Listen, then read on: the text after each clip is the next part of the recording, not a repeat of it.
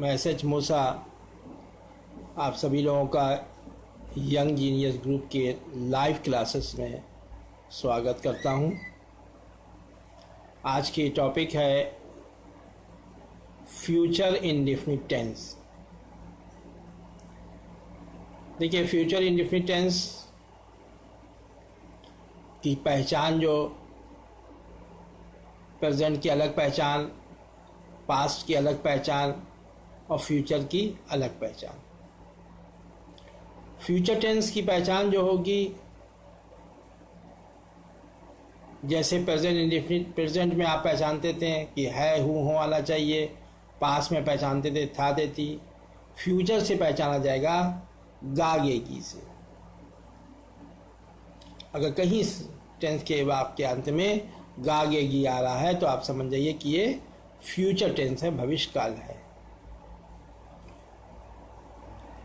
अब यहां पर आपको देखना पड़ेगा कि अगर वो फ्यूचर इंडेफिनिट है तो कैसे पहचानेंगे, क्योंकि प्रेजेंट इंडेफिनिट होता है तो ता है, ती है, ते, हूं देखते हैं, या उसमें इंडिपेंडेंस और इंडिपेंडेंस होता है, स्वतंत्र होता है, निर्भर होता है।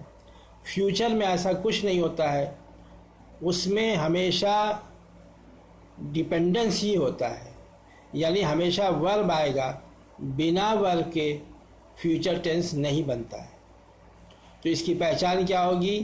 गा, गे, गी से, गा, गे और गी से। लेकिन कैसे पहचानेंगे कि ये फ्यूचर इंडेफिनिट की कैसे पहचान होगी? प्रेजेंट इंडेफिनिट क्या पहचान लेते हैं? ता, ते, ती से। पास्ट में ता, था, था। फ्यूचर से कैसे पहचानेंगे?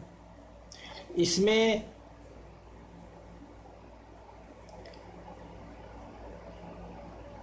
होगा,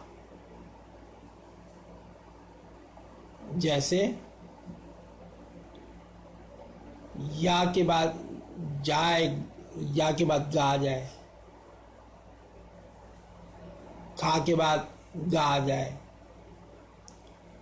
ना के बाद गा आ जाए।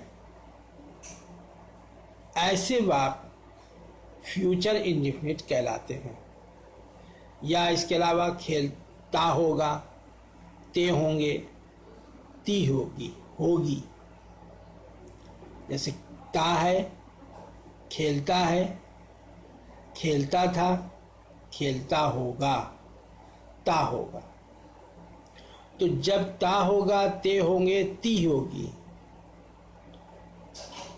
लिखता होगा, पढ़ता होगा, आता होगा, जाता होगा, सुनता होगा।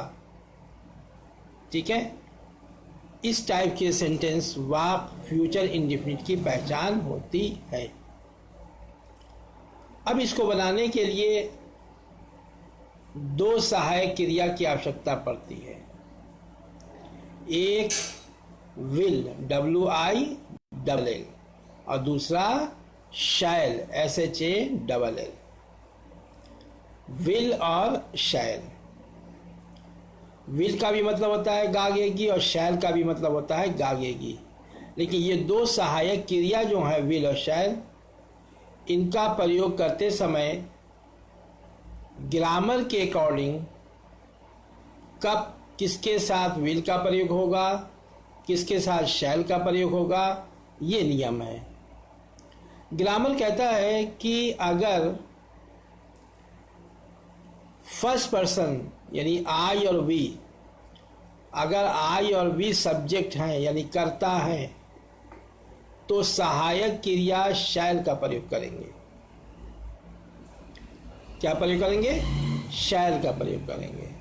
यानी अगर कर्ता आई आ रहा है, कर्ता वी आ रहा है, तो उसके साथ सहायक क्रिया शैल का प्रयोग करना मस्ट है। इसके अलावा जो भी कर्ता आएगा, चाहे वो सेकंड पर्सन हो, चाहे वो थर्ड पर्सन हो, चाहे वो आपके सिंगुलर नंबर हो, चाहे प्लूरल नंबर हो, चाहे प्रॉपर नाउन हो, कुछ भी आए, उसके साथ विल का प्रयोग करेंगे। ये नियम है। और वर्ब की फर्स्ट फॉर्म। कभी कभी जब वाक्य में कुछ प्रॉमिस वाले शब्द आ जाते हैं तो ऐसी कंडीशन में नियम थोड़ा सा परिवर्तन हो जाता है। यदि किसी वाक्य में अवश्य आ जाए, ज़रूर आ जाए, निश्चित आ जाए, तो ये प्रॉमिस के वर्ड लगते हैं। तो ग्रामर कहता है कि अगर ऐसे वाक्य आ रहे हैं और अगर कर्ता फर्स्ट पर्सन हो तो सहायक क्रिया शैल का नहीं विल का प्रयोग करेंगे।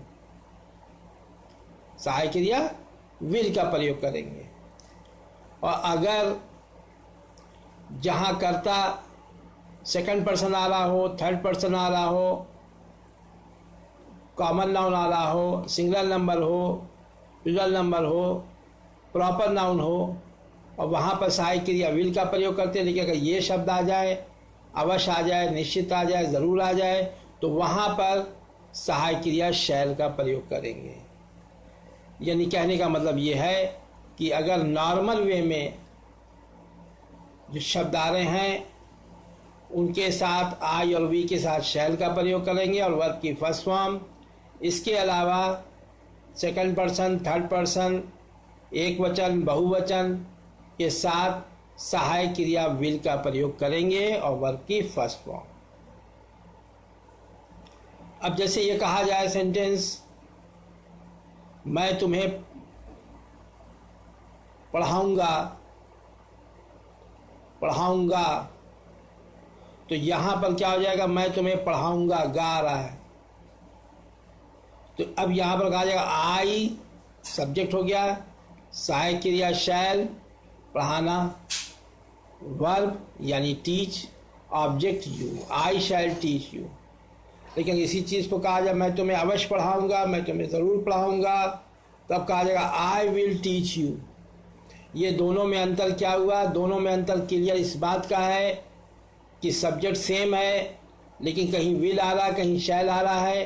तो यहाँ पर अगर वाक्य में, पहले वाले कंडीशन वाक्य में कहीं प्रॉमिस नहीं किया जा रहा है, कोई वादा नहीं किया जा रहा है, तो वहाँ पर इसलिए आई के साथ शैल का प्रयोग कर रहे हैं। लेकिन दूसरी वाक्य में मैं आ रहा है, आई आ रहा है, लेकिन प्रॉमिस किया जा रहा है मैं अवश्य पढ़ाऊंगा, मैं ज़रूर पढ़ाऊंगा, तो यहाँ पर वहाँ पर आई विल टीच यू हो जाएगा। ये बहुत ज़रूरी है इस बात को समझना। अगर स्टूडेंट इस बात को समझ लेगा तो उससे गलतियाँ नहीं होंगी। दूसरी चीज़ कहा जाए सोहन मोहन के साथ दिल्ली जाएगा, सोहन मोहन के साथ दिल्ली जाएगा, तो सोहन यानी नाम है, विल लगाया, Sohan will go to Delhi with Mohan. अगर इसी चीज़ को बदल के कहा जाए सोहन मोहन के साथ दिल्ली अवश्य जाएगा, तब आ जाएगा Sohan shall go to Delhi with Mohan. Rita अतिथियों के लिए चाय बनाएगी, रीता अतिथियों के लिए चाय बनाएगी, तो Rita will make tea for guest. Rita अतिथियों के लिए अवश्य चाय बनाएगी, रीता शैल मेक टी फॉर गेस्ट। दोनों में अंतर देखिए, ये बहुत सिंपल सा रूल है। अगर इंसान, अगर स्टूडेंट्स फॉलो करें तो उसको फ्यूचर बनाने में कोई कठिनाई नहीं आई। क्यों? वर्ब की फर्स्ट फॉर्म उसको मालूम है, विल और शैल का प्रयोग करना है। इसमें किसी तरह का कोई एस या यस का चक्कर नहीं, सेकंड फॉर्म चक्कर नहीं, बहुत सिंपल सी पहचान है, गागेगी तो वो सेंटेंस बना लेगा। अब अगर इसी चीज़ को अगर वो निगेटिव सेंटेंस बनाए तो कुछ नहीं करना है, विल नॉट और शैल नॉट, विल नॉट और शैल नॉट का प्रयोग करना पड़ेगा।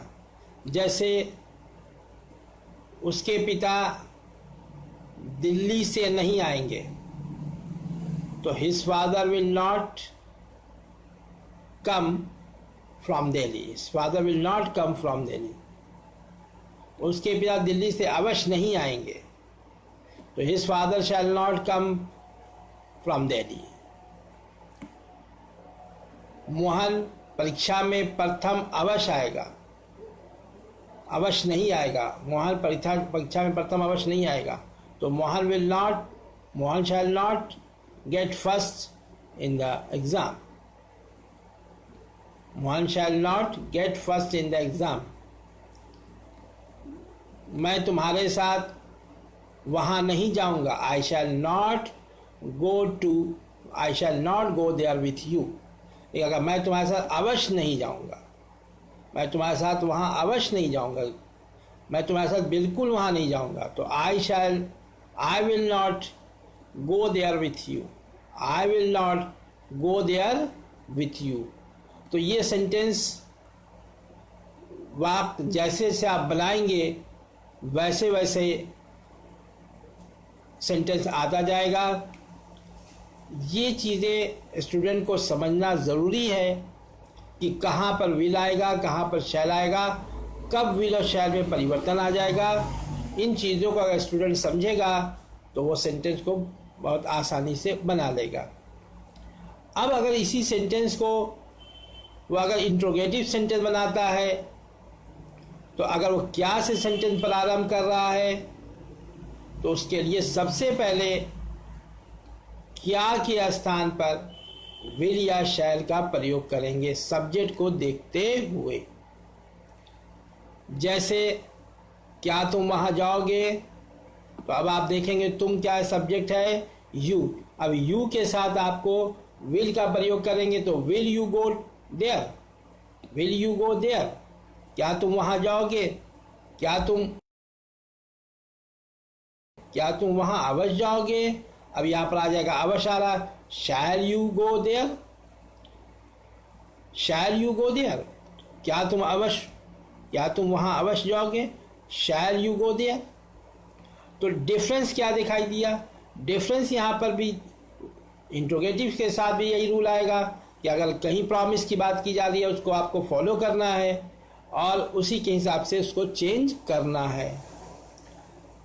लेकिन अगर इसी चीज़ को क्वेश्चन वर्ड बीच में आ जाए, कब, कैसे, कब, कहाँ, कितना, तो पहले क्वेश्चन वर्ड, उसके बाद सहायक क्रिया विल शैल, उसके बाद सब्जेक्ट, उसके बाद वर्ब, उसके बाद ऑब्जेक्ट। जैसे कहा जाए तुम कब पढ़ोगे, when will you study, when will you study. तुम्हारे अध्यापक कैसे आएंगे, how will your teacher come, how will your teacher come. तुम परीक्षा में कितना नंबर पाओगे, तुम परीक्षा में कितना नंबर पाओगे, how many marks will you get in the exam, how many marks will you get in the exam. How many marks question बढ़ा गया, कितना number, how many marks will you get in the exam. तो ऐसे sentence आप बनाएंगे तो student इस बात को फॉलो करेगा तो वो आसानी से फ्यूचर इंडेफिनिट का assertive sentence, negative sentence, interrogative में बना लेगा। यहीं पर रुकते हैं और उसके आगे नेक्स्ट।